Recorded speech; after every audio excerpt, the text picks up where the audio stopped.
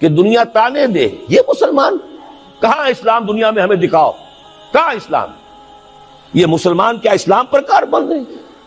George Bernard Shaw ने कहा था कि मैं जब कुरान पढ़ता हूं तो महसूस करता हूं इससे बेहतर किताब कोई मुमकिन नहीं, लेकिन जब मुसलमानों को देखता हूं तो महसूस करता हूं इनसे ज्यादा जलील कौम दुनिया में कोई नहीं।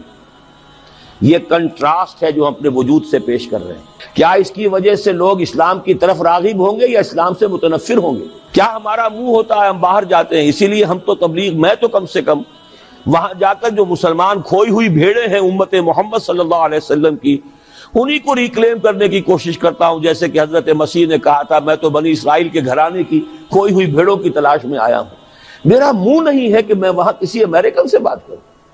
वो ये कहेगा तुम अपना घर तो संवारो, फिजिशियन हील थायसेल्फ। तुम एक छोटा सा मुल्क नहीं चला सकते, तुमने उसका बेड़ा गर्क करके रख दिया।